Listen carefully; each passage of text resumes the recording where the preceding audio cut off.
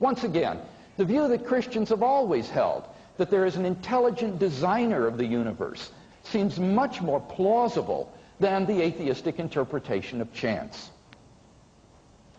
Number 3, the evidence points to God as the source of objective moral values. If God does not exist, then objective moral values do not exist. Many theists and atheists alike concur on this point. For example, the late J.L. Mackie of Oxford University, one of the most influential atheists of our time, admitted, if there are objective values, they make the existence of a God more probable than it would have been without them. Thus we have a defensible argument from morality to the existence of a God. But in order to avoid God's existence, Mackie therefore denied that objective moral values exist. He wrote, "It is easy to explain this moral sense as a natural product of biological and social evolution."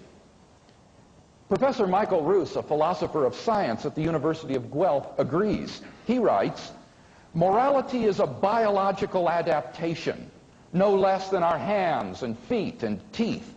Considered as a rationally justifiable set of claims about an objective something, ethics is illusory. I appreciate that when somebody says, 'Love thy neighbor as thyself,' they think they are referring above and beyond themselves. Nevertheless, such reference is truly without foundation.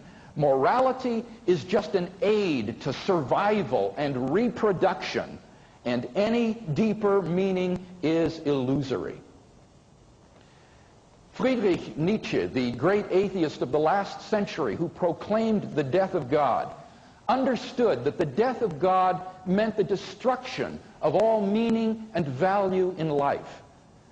I think that Friedrich Nietzsche was right, but we've got to be very careful here.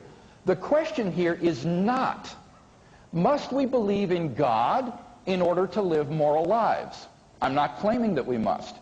Nor is the question, can't we recognize objective moral values without believing in God? I think that we can.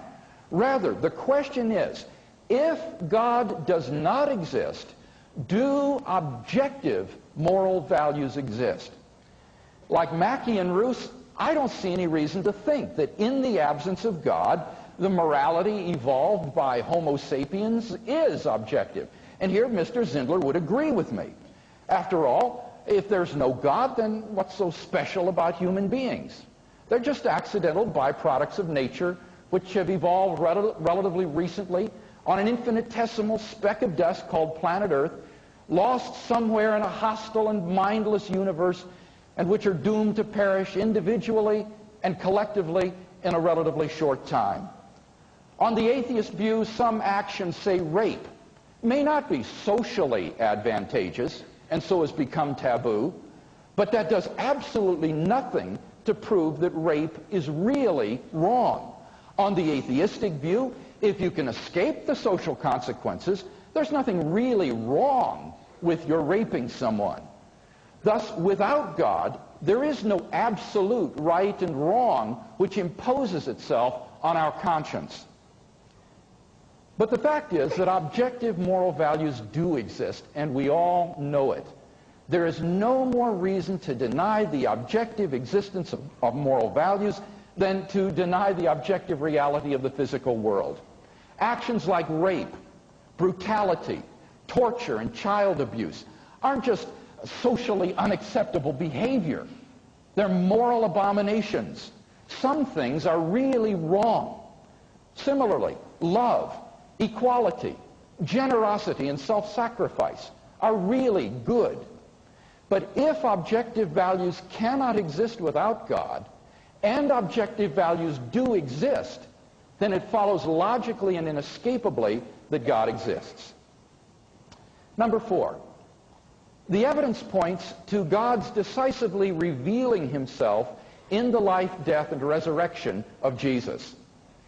The historical person, Jesus of Nazareth, was a remarkable individual. Although Mr. Zindler takes the peculiar position that Jesus never existed, New Testament critics have reached something of a consensus that the historical Jesus of Nazareth came on the scene with an unprecedented sense of divine authority, the authority to stand and speak in God's place. That's why the Jewish leadership instigated his crucifixion for the charge of blasphemy. He claimed that in himself the kingdom of God had come, and as visible demonstrations of this fact, he carried out a ministry of miracles and exorcism. But certainly the supreme vindication of his claim was his resurrection from the dead. If Jesus really did rise from the dead, then it would seem that we have a divine miracle on our hands, and thus evidence for God's self-revelation in Jesus. There are three main historical facts that support the resurrection of Jesus: his empty tomb, Jesus' appearances alive after his death, and the very origin of the Christian faith. Let's look briefly at each one of these. First, the evidence indicates that Jesus' tomb was found empty by a group of his women followers on Sunday morning. According to Jakob Kramer, an Austrian scholar who has specialized in the study of the resurrection, by far most scholars hold firmly to the reliability of the biblical statements about the empty tomb. And he lists 28 prominent scholars in support. I can think of at least 16 more that he neglected to mention.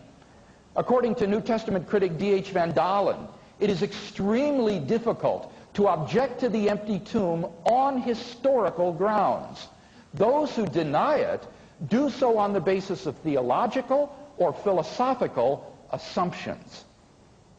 Second, the evidence indicates that on separate occasions, different individuals and groups saw appearances of Jesus alive after his death. According to the late Norman Perrin of the University of Chicago, the more we investigate the traditions with regard to the appearances, the firmer the rock begins to appear upon which they are based. These appearances were bodily and physical, and were witnessed not only by believers, but also by skeptics, unbelievers, and even enemies. Third, the very origin of the Christian faith implies the reality of the resurrection. We all know that Christianity sprang into being in the middle of the first century. Where did it come from? Why did it arise? Well, all scholars agree that it came into being because the disciples believed that God had raised Jesus from the dead, and they proclaimed this message everywhere that they went. But where in the world did they come up with that belief? If you deny that Jesus really did rise from the dead, then you've got to explain the disciples' belief in terms of either Christian influences or Jewish influences. Now, obviously, it couldn't have come from Christian influences for the simple reason that there wasn't any Christianity yet. But neither can it be explained from the side of Jewish influences, because the Jewish concept of resurrection was radically different from Jesus' resurrection. As the renowned New Testament scholar Joachim Jeremias puts it, nowhere does one find in the literature of ancient Judaism anything comparable to the resurrection of Jesus. The most plausible explanation of the origin of the disciples' belief, therefore, is that Jesus really did rise from the dead. Attempts to explain away these three great facts, like the disciples stole the body or Jesus wasn't really dead, have been universally rejected by contemporary scholarship. The fact is that there just is no plausible naturalistic explanation of these facts. Therefore, it seems to me the Christian is amply justified in believing that Jesus rose from the dead and was who he claimed to be. And finally, number 6, God can be immediately known and experienced.